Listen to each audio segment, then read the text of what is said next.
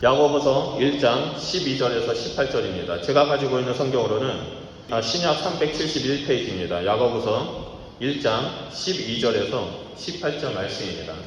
말씀이 짧으니까 우리 12절부터 18절 우리 다 같이 한 목소리로 합독하도록 하겠습니다. 시작.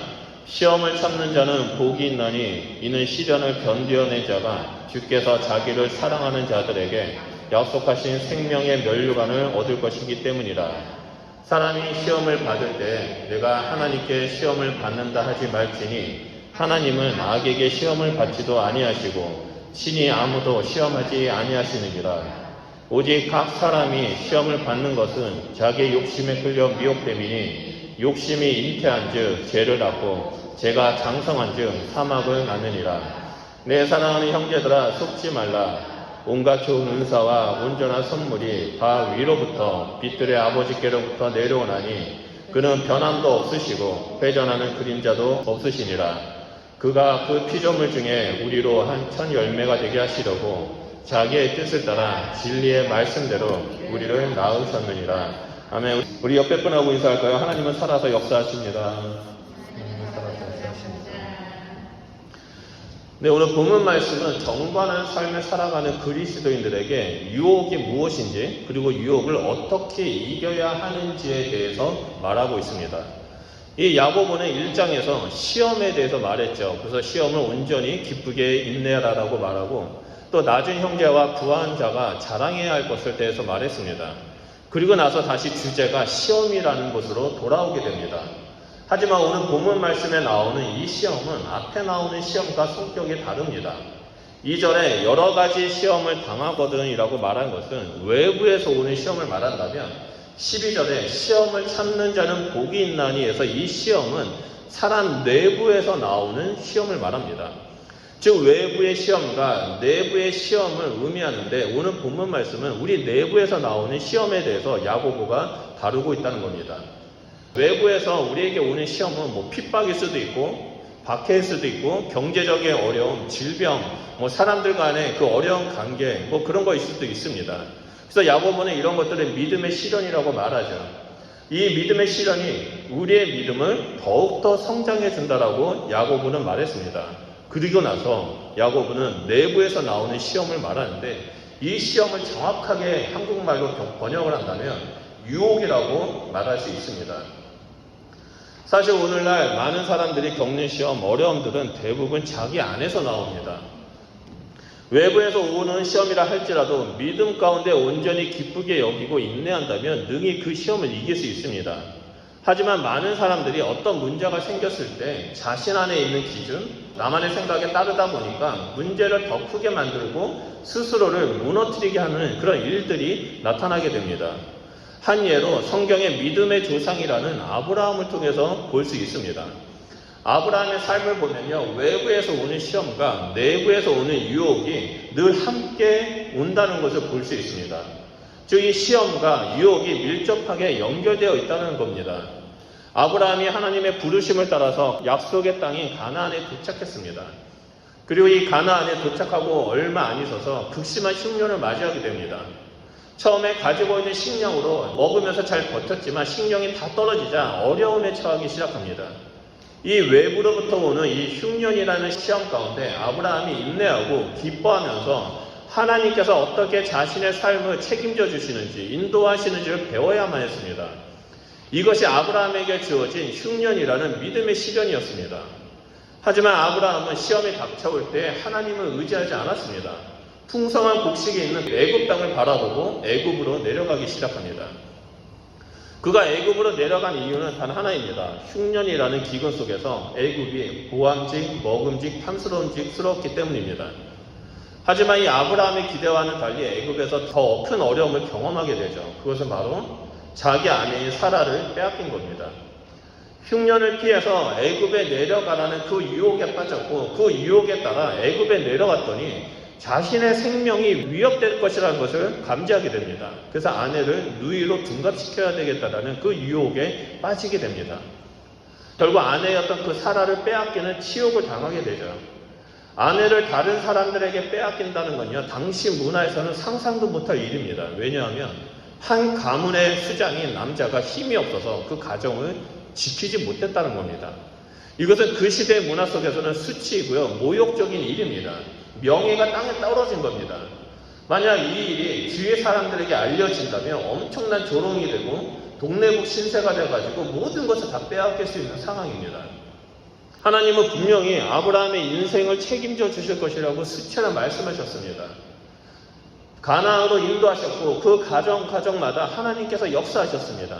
하지만 가나안에 외부에서 오는 그 흉년이라는 시험이 다가오자 아브라함은 하나님을 신뢰하지 못하는 그 유혹에 빠지게 됩니다. 자신의 생각과 기준으로 인간의 방법으로 그 유혹을 선택합니다. 이것이 바로 아브라함의 모습을 통해서 그 외부의 시험과 내부의 시험, 이 유혹이 함께 온다는 것을 볼 수 있습니다. 그래서 야고보가 본문 12절에 이렇게 말합니다. 우리 중요한 말씀이니까 다 같이 읽도록 하겠습니다. 시작. 시험을 참는 자는 복이 있나니 이는 시련을 견뎌낸 자가 주께서 자기를 사랑하는 자들에게 약속하신 생명의 면류관을 얻을 것이기 때문입니다. 아멘. 여기서 시험을 유혹으로 바꿔보면 더 이해가 쉽습니다. 유혹을 참는 자는 복이 있나니 이는 시련을 견뎌낸 자가 주께서 자기를 사랑하는 자들에게 약속하신 생명의 면류관을 얻을 것이기 때문이다. 아브라함은 이 흉년이라는 믿음의 시련을 이기지 못하고 애굽으로 갔던 이유가 자신의 마음속에 나타났던 유혹이었습니다. 사단은 어떠한 상황 속에서 우리를 공격할 때 겨자씨만한 생각을 우리의 심령 가운데 던져줍니다. 사단이 이러는 이유는 믿음의 시련을 극복하는 자에게 엄청난 영적인 성수, 경건한 삶을 통해서 이 땅 가운데 하나님 나라가 세워지는 것을 경계하기 때문입니다. 이런 사람을 세상이 감당하지 못하는 사람이라고 말을 하죠. 유혹을 참는 자가 시련을 견디어낼 수 있습니다. 그리고 하나님은 그런 자들에게 약속하신 생명의 면류관을 주신다라고 12절에 말하고 있습니다. 한국어 성경에는 생명의 면류관이라고 쓰여져 있지만 헬라어 원문 성경은 스테파노스 테조에스로서요. 이것은 생명이란 면류관입니다. 생명이란 면류관. 이 생명이란 면류관을 하나님을 사랑하는 자들에게 주신다는 거죠. 여기서 핵심은 그냥 유혹을 참고 시련을 견뎌내면 하나님께서 생명이란 면류관을 준다는 것이 아닙니다. 핵심은 하나님을 사랑하는 겁니다. 하나님을 사랑하는 자만이 모든 유혹을 이기고 시련을 견딜 수 있다는 것을 말하고 있는 겁니다. 여러분, 하나님을 사랑하십니까? 그렇다면 우리는 삶으로 하나님을 사랑한다는 것을 증명해야만 합니다. 그것이 바로 이 시험과 유혹을 이겨내는 것입니다. 하나님을 사랑하는 자는 모든 유혹을 이겨낼 수 있습니다. 하나님을 사랑하는 자는 세상을 바라보지 않습니다. 그러다 보니까 어떤 시험이 온다 할지라도 세상이 보여주고 있는 이 보암직, 탐스러운지 먹음직한 것들을 따르지 않습니다. 오직 하나님만을 사랑하니까 어떠한 상황이 있다 할지라도 하나님만을 붙잡고 온전히 기쁘게 이겨낼 수 있는 것이었습니다. 하지만 하나님을 사랑하는 자들에게 시험이 오면 사단은 그 생각 가운데 아주 겨자씨만한 작은 생각을 넣어줍니다. 그래서 하나님을 사랑하는 것을 잊어버리게 만들어준다는 거죠. 분명 아브라함은 하나님을 온전히 따랐습니다. 하지만 그 작은 생각, 그 유혹에 빠져서 애굽으로 내려가게 됩니다. 이런 사람들의 특징이 뭔지 아십니까? 하나님을 의지하지 않고 자기 생각대로, 자기 기준대로 행하다 보니까 더 큰 문제가 생긴다는 겁니다. 그럴 때 이런 사람들은 자신의 잘못을 인정하고 주님 앞에 엎드려 경배하고 회개해야 되는데 오히려 이런 사람들은 다른 사람 탓을 하고 심지어 하나님 탓을 합니다. 그래서 13절을 보면 야고보는 이렇게 말합니다. 우리 다 같이 읽을까요? 시작. 사람이 시험을 받을 때 내가 하나님께 시험을 받는다 하지 말지니 하나님은 악에게 시험을 받지도 아니하시고 친히 아무도 시험하지 아니하시느니라. 아멘. 여러분 믿으십니까? 본인이 욕심 때문에 유혹에 빠져서 어려운 가운데 처해 있는데 이것을 하나님의 시험이라고 말하는 사람들이 있습니다. 여러분, 우리는 이 시험과 유혹을 잘 분별해야만 합니다. 시험, 다시 말해서 하나님이 주시는 테스트는 우리가 믿음의 성숙을 이루도록 하나님의 온전한 형상을 나타내도록 우리를 이끌어줍니다. 반면에 유혹은 욕심이고 죄이고 사망의 결과를 나타냅니다. 악한 것입니다. 그런데 내가 욕심 때문에 내가 그 유혹에 빠져서 어려움에 당하고 있는데 이것을 하나님의 시험이라고 말하면서 하나님 때문이라고 원망합니다. 여러분, 우리는 이것을 분별해야만 합니다.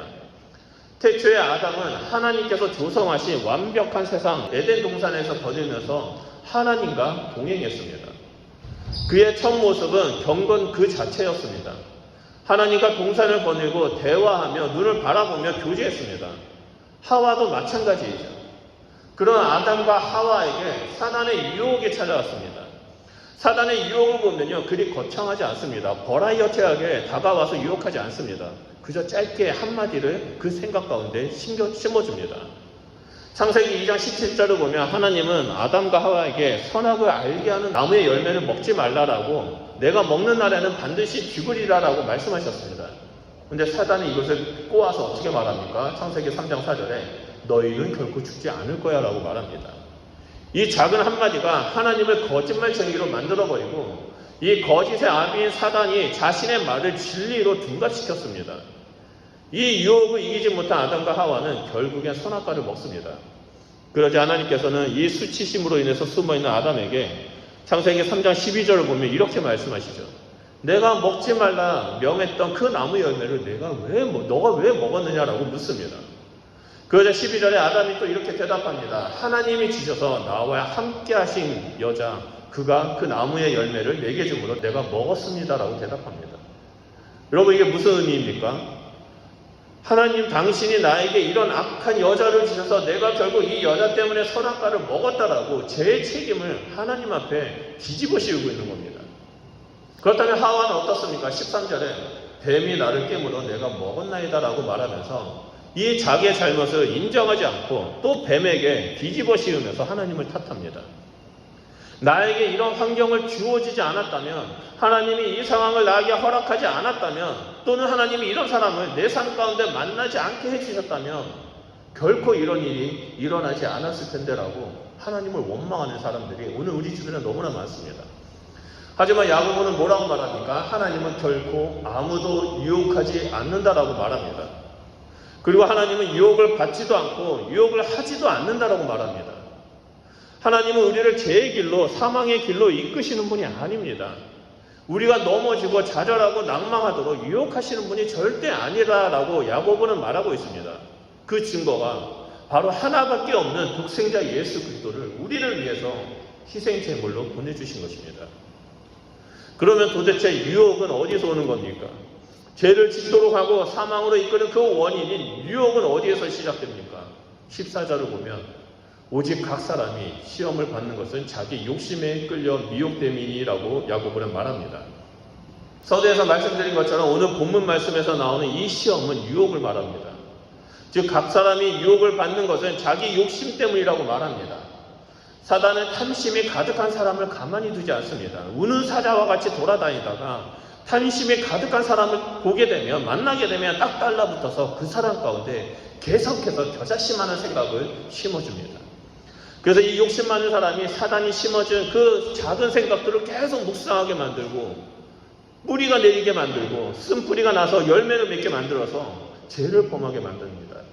그래서 어떤 사람에게는 돈에게 욕심이 있을 경우 사단은 그 돈이라는 것을 가지고 유혹하고, 명예가 욕심 있는 사람한테는 명예를 가지고 그 사람을 유혹합니다. 여러 욕심들 가운데 사단이 들어가서 유혹해서 죄를 범하게 만든다는 것입니다. 방금 읽었던 14절에 욕심이 끌려 미혹됨이니라는 표현은 낚시할 때 물고기가 낚시바늘을 끌려서 나오는 장면을 묘사한 겁니다. 여러분, 낚시해 보셨습니까? 낚시를 상상하면요 충분히 이해됩니다. 낚시바늘에 미끼를 달고 바다에 던지죠. 한참 있으면 물고기들이 이 낚시바늘에 있는 미끼를 보면서 톡톡 건드립니다. 처음에는 가까이 와서 괜찮은가 살펴보다 보니까 먹고 싶다라는 생각이 그 유혹에 빠지게 되죠. 그래서 처음에 톡톡 건드립니다. 그리고 결국에 그 욕구를, 그 유혹을 참지 못하고 그 미끼를 확 덥서 물어버립니다. 그 순간 이 물고기는 낚이게 되죠. 욕심에 끌려 미혹된다는 말이 바로 이 모습입니다. 탐심이 생기면 사단이 우리에게 낚싯바늘에 그 미끼를 던져서 우리에게 먹도록 눈앞에 대롱대롱 보이게 해줍니다. 그래서 욕심이 많은 사람들은 그 앞에 있는 낚싯바늘에 있는 그 미끼를 보면서 또 건드리기도 하고 괜찮은지 계속 살펴보다가 결국에 유혹 때문에 그것을 확 물어버립니다. 사단은 우리에게 한번 가까이 와서 봐봐. 얼마나 맛있어 보이니? 냄새도 좋아. 한번 먹어봐, 물어봐라고 우리를 부추깁니다. 아무도 보는 사람이 없는데 어때? 한 번쯤이야. 남들도 다 하는 거야. 좋은 게 좋은 거지라고 욕심을 부추기면서 미혹하게 만들어서 죄를 범하게 만든다는 겁니다. 그 결과 15절 말씀처럼 욕심이 잉태한 즉 죄가 나고 죄가 장성한 즉 사망을 낳게 된다라고 말합니다. 이 얼마나 끔찍한 결과입니까? 나중에 사망에 들어가게 되면 후회할 기회조차 사라지게 됩니다. 이런 사람들은 결국 영원한 심판 가운데 거하게 됩니다. 나는 교회에 잘 다닌다고 생각했지만 욕심 때문에 유혹 때문에 빠져서 죄를 짓고 사망 가운데 거하게 된다는 겁니다. 우리 주변에는 이런 사람들이 너무나 많습니다. 여러분들의 믿음은 어떻습니까? 진짜 믿음입니까? 아니면 믿는다고 하지만 욕심 때문에 그 유혹에 자꾸 무너지는 모습을 보게 됩니까? 야고보는 우리에게 15절에 내 사랑하는 형제들아 속지 말라라고 말합니다. 내 사랑하는 형제들아 속지 말라. 단순히 문자로 보니까 그래 속지 말아라 라고 말한 것처럼 보이지만 이 말의 원어의 의미를 본다면 너무나 간절합니다. 제발 속지 말아라. 내가 사랑하는 너희들은 제발 속지 말아라. 제발 유혹에 빠지지 말아라. 야고보는 그렇게 우리에게 말하고 있다는 겁니다. 사단이 아무리 그럴싸하게 속삭인다 할지라도 속지 말라고 말합니다. 세상이 아무리 아름답게 포장하고 남들이 다 하는 거라고 말한다 할지라도 속지 말라고 말합니다. 이 모든 것들이 하나님께서 보시기에는 너무나 더럽고 추악한 것이라는 사실을 잊지 말라고 말합니다. 그렇다면 우리가 어떻게 해야 유혹을 이겨낼 수 있겠습니까? 우리가 인간이기 때문에 유혹에 빠질 수밖에 없습니다. 그러면 도대체 어떻게 해야지만 우리가 유혹을 이길 수 있을까요? 야고보는 이에 대해 첫 번째로 17절에 하나님의 선하심을 기억하고 의지하라라고 말합니다. 우리 다 같이 17절 말씀을 읽도록 하겠습니다. 시작.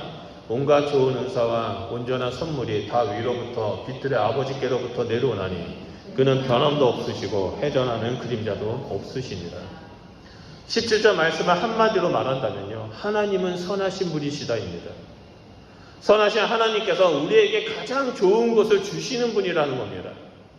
우리를 향한 하나님의 선하심은 늘 변함이 없으시다라고 말합니다. 그것도 회전하는 그림자도 없다고 말하면서 하나님의 선하심을 야고보는 강조합니다.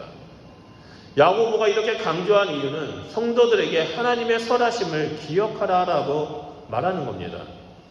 우리가 살아온 지난 세월들을 되돌아보면서 내가 가장 힘들었을 때 하나님은 어떻게 나를 도와주셨을까?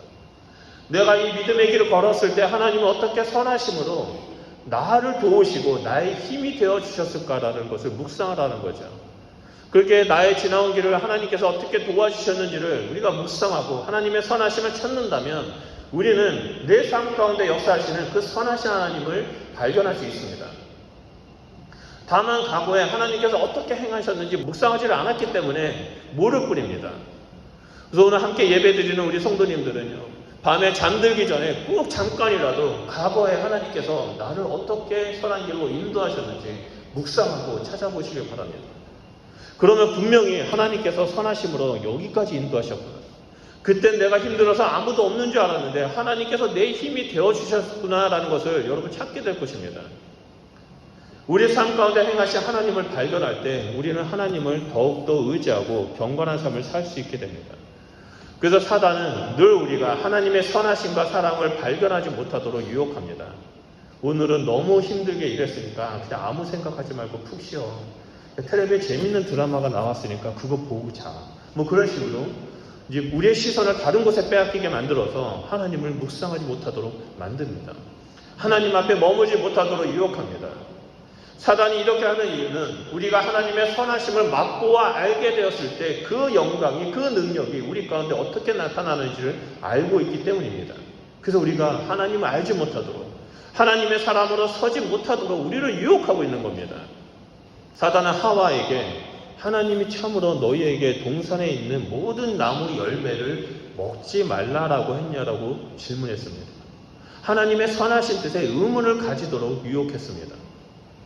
하나님은 분명히 동산에 있는 모든 열매를 먹되 생명나무 열매와 선악을 알게 하는 이 열매 2개만 먹지 말라고 말했는데 이 사단은 하와의 마음 가운데 하나님의 말씀을 살짝 비틀어서 모든 나무의 열매를 먹지 말라고 했냐라고 의구심을 주어버립니다.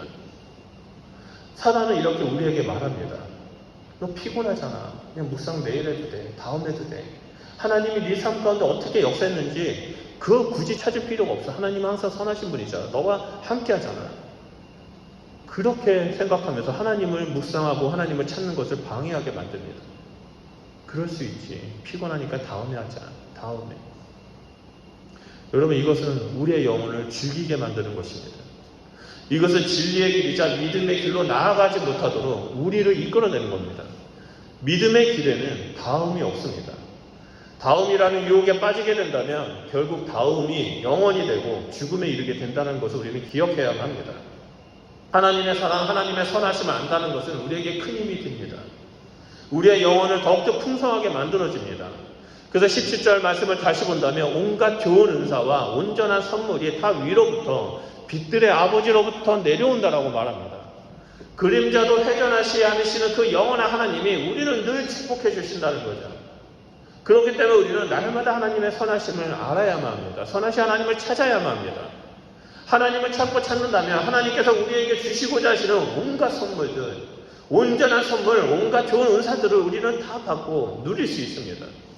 하나님의 주신 것을 누리는 것이 바로 형통한 삶입니다. 여러분, 하나님의 사랑을 묵상하십시오. 과거에 하나님께서 여러분을 어떻게 인도하셨는지 꼭 묵상하시고 찾으십시오. 그럴 때 하나님께서는 보여주실 겁니다. 내가 너와 이렇게 했다.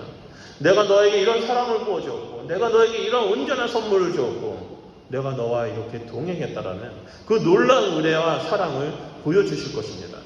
그럴 때 우리는 우리에게 주어진 시련과 그 유혹을 이겨낼 수 있다는 겁니다.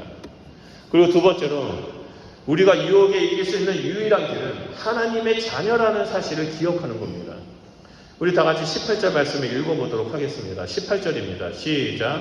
그가 그 피조물 중에 우리로 한 천 열매가 되게 하시려고 자기의 뜻을 따라 진리의 말씀으로 우리를 낳으셨느니라. 아멘. 18절에서 하나님은 진리의 말씀으로 우리를 낳았다라고 말합니다. 이것은 거듭남을 말하죠. 예수님은 요한복음 3장 3절에 진실로 진실로 내게 이르노니 사람이 거듭나지 아니하면 하나님의 나라를 볼 수 없다라고 말씀하셨습니다. 우리는 진리의 말씀이신 예수님으로 말미암아 거듭난 존재가 되었습니다. 예수 그리스도 안에서 새로 태어난 존재입니다. 우리는 이것을 기억한다면 어떠한 유혹이 우리를 속삭인다 할지라도 결코 넘어지지 않고 믿음의 길로 전진할 수 있습니다. 성경을 보면 끊임없이 우리가 거듭난 존재, 하나님의 자녀라고 말합니다. 특히 이 거듭남은 두 가지 방법으로 거듭난다라고 말하는데요. 첫 번째 방법은 성령으로 거듭난다고 합니다. 요한복음 3장 5절에 진실로 진실로 내게 이르노니 사람이 물과 성령으로 나지 아니하면 하나님 나라에 들어갈 수 없다라고 말합니다. 물과 성령으로 나지 않는다면, 다시 말해서 물과 성령으로 거듭나지 않는다면 하나님의 나라에 들어갈 수 없다라고 말합니다. 우리는 성령으로 말미암아 거룩한 존재입니다. 거듭난 존재입니다. 그렇기 때문에 우리는 늘 성령 충만해야만 합니다. 성령님께서 우리의 삶 가운데 충만하게 임하셔서 다스리시고 인도하시도록 우리의 영혼, 육 모든 것을 성령님께 드려야만 합니다. 그러기 위해서는 날마다 성령의 충만함을 위해 기도해야 하고, 또한 교회도 성령의 충만한 말씀을 선포하는 일들이 일어나야 한다는 겁니다. 그리고 두 번째 방법은 진리의 말씀으로 거듭나는 겁니다. 좀 전에 읽었던 이 야고보서 1장 18절 말씀도 그렇고요. 특히 베드로전서 1장 23절을 보면 이런 말씀이 나옵니다. 너희가 거듭난 것은 썩어질 씨로 된 것이 아니라 썩지 아니한 씨로 된 것이니 살아있고 항상 있는 하나님의 말씀으로 되었다라고 말합니다. 너희가 거듭난 것은 썩지 아니하고 항상 있는 살아있는 하나님의 말씀으로 거듭났다라고 말하고 있습니다. 여러분, 말씀이 우리를 회복시킵니다. 말씀이 우리를 새롭게 합니다. 말씀이 없이는 우리는 정말 새롭게 태어날 수 없습니다. 말씀이 없이는 우리는 하나님의 자녀가 될 수 없습니다. 오직 말씀만이 우리를 선한 길로, 의의 길로 인도하고 계십니다.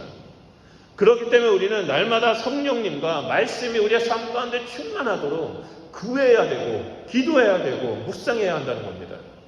성령과 말씀이 우리의 삶을 다스릴 수 있도록 계속해서 우리는 하나님 앞에 머물러야 합니다. 날마다 성령 충만함을 구하고 진리와 계시의 영이신 그 성령님을 의지하면서 말씀을 연구하고 묵상하고 적용하는 삶을 살아야만 합니다. 말씀과 성령 그 무엇도 소홀히 할 수가 없습니다. 오늘날 교회를 보면요, 어떤 교회는 성령만 강조합니다. 또 어떤 교회는 말씀만 강조합니다. 정말 안타까운 일입니다. 우리는 이 성령과 말씀이 함께 가는 신앙생활을 해야 합니다. 성령과 말씀이 함께 있어야지 우리는 거듭난 존재로 살아갈 수 있기 때문입니다. 우리가 거듭난 하나님의 자녀로 이 마지막 때를 살아가기 위해서는 성령의 도우심이 있어야 되고 진리의 말씀이 우리를 인도해야지만 가능합니다. 말씀이 어렵다, 말씀이 눈에 잘 들어오지 않는다라고 생각하는 것은 바로 사단이 우리에게 주는 유혹입니다.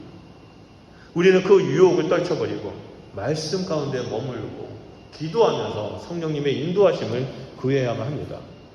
그럴 때 성령님의 도우심과 그 진리의 말씀이 우리로 하여금 하나님의 선하심을 깊이 알게 하고 하나님을 아는 지식이 높이와 넓이와 깊이가 점점 확장되는 놀라운 일들이 일어나게 된다는 겁니다. 오늘 본문 말씀은 정반한 삶을 살아가는 그리스도인들에게 가장 위험하고 치명적인 그 유혹에 대해서 말하고 있습니다. 그 유혹은 처음 멀리 있는 것이 아니라 항상 우리 내면 가운데, 우리 심령 가운데 늘 함께 있습니다. 어떠한 상황이 다가오면 어김없이 사단은 이 유혹이라는 씨앗을 우리에게 던져줘서 그것을 묵상하게 만들어버립니다. 그래서 그 유혹이 우리 가운데, 마음 가운데 뿌리가 내려져서 쓴뿌리가 되고 싹이 나고 악한 나무의 열매를 맺도록 이끌어냅니다. 지난 한 주 동안 한국의 뉴스를 보면 아주 큰 사건이 일어났죠. 세상을 시끄럽게 만들었습니다. 한국 사회를 시끄럽게 만들었습니다. 뭡니까? 연예인들의 마약 사건이 크게 보도가 됐습니다. 이 마약 사건들만 봐도 처음에 시작된 작은 유혹을 이기지 못하고 거기에 넘어지는 바람에 나타난 일입니다. 인간은 너무나 연약한 존재이기 때문에 유혹에 쉽게 넘어질 수밖에 없습니다. 사단은 우리를 혹하게 할 만큼 꽤나 논리적이고 보암직 먹음직 탐스러운직하게 우리를 유혹합니다. 이 유혹을 이길 수 있는 힘은 오직 하나님께 있습니다. 과거의 나의 삶 가운데 하나님께서 어떻게 선하심으로 인도하셨는지 우리는 그 하나님의 사랑과 선하심과 은혜를 기억해야만 합니다. 찾아내야만 합니다. 과거에도 하나님께서 이렇게 선하심으로 인도하셨으니 앞으로도 내 삶을 책임져 주시고 선하게 인도해 주실 거야 라고 믿으며 한 걸음씩 전진해야 한다는 겁니다. 우리가 과거에 만난 그 하나님을 경험한다면 우리는 앞으로도 어떠한 일이 있다 할지라도 과거에도 하나님이 하셨기 때문에 지금 이 순간도 하나님이 하실 것이다 라고 믿음으로 그 길을 걸어갈 수 있습니다. 또한 우리를 하나님의 자녀로 삼아주시기 위해서 성령을 보내주시고 진리의 말씀으로 거듭나게 해주셨다라는 그 사실을 우리는 기억해야만 합니다. 그래서 날마다 성령의 충만함을 구하고 말씀을 연구하고 묵상하면서 순종하는 자가 되어야만 합니다. 오늘 본문 말씀은 우리에게 유혹의 길은 죄와 사망의 길이고 유혹을 참고 시련을 이기는 길은 하나님의 풍성함이 가득한 길이라고 증거하고 있습니다. 지금 여러분들은 어떤 길을 걸어가고 있습니까? 유혹에 쉽게 넘어지고 계십니까? 아니면 성령과 진리의 말씀을 의지하면서 선하신 하나님을 기억하면서 선한 싸움을 다해 믿음의 길을 걸어가고 있습니까? 오늘 함께 예배드리는 우리 성도님들은 단 한 분도 빠짐없이 그 믿음의 길을 걸어가는 주의 백성이 되시기를 축원드립니다. 날마다 아침에 일어나서 성령님을 찾으십시오. 성령님 안녕하십니까? 오늘 하루도 내 삶 가운데 충만하게 임하여 주십시오. 내 삶 가운데 하나님의 말씀을 기억하게 하십시오. 내 삶 가운데 하나님의 말씀을 깨닫게 해주십시오. 그래서 주님과 동행하는 그 삶을 살아가게 해주십시오라고 우리는 기도해야만 합니다. 그리고 매일 아침마다 우리가 하고 있는 그 성경 말씀을 계속해서 묵상하면서 하루를 살아가는 자가 되어야 됩니다. 거기가 끝이 아니죠. 잠들기 전에 하나님 오늘 하루 제 삶 가운데 어떻게 선하심으로 인도해 주셨습니까? 하나님 어제는 제 삶 가운데 어떻게 선하심으로 인도해 주셨습니까? 라고 질문하면서 하나님의 인도하심을 찾아야만 합니다. 그럴 때 하나님께서 우리에게 온갖 풍성한 은혜와 온전한 선물, 은사들, 하나님께서 우리를 형통케 하는 그 놀라운 일들이 우리 삶 가운데 가득 넘쳐나게 될 것이라고 믿습니다. 여러분, 우리 말씀을 좀 기억하면서 기도했으면 좋겠습니다. 우리 말씀을 기억할 때 지금 여러분의 삶은 어디에 있습니까? 지금 유혹에 쉽게 넘어지는 그 삶을 살아가고 계십니까? 아니면 계속해서 하나님을 붙잡고 나아가고자 하는 그 열망과 하나님을 사랑하고자 하는 마음을 가지고 주님 앞에 나아가고 있습니다.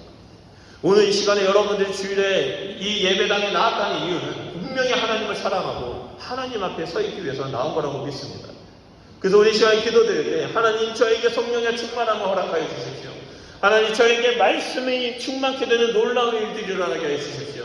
그래서 성령과 말씀으로 거듭나 하나님의 자녀된 삶을 사는 자가 되게 해 주십시오. 하나님 무엇보다도 하나님의 거듭난 존재로서 하나님의 선하심을 기억하며 믿음의 길을 걸어가는 자가 되게 해 주십시오. 그래서 사단이 주는 그 유혹을 예수 이름으로 품고 주님 앞에 온전히 서서 믿음의 길을 걸어가는 주의 백성이 되게 해 주십시오라고 우리 이 시간에 주여 삼쳐가며 기도하도록 하겠습니다.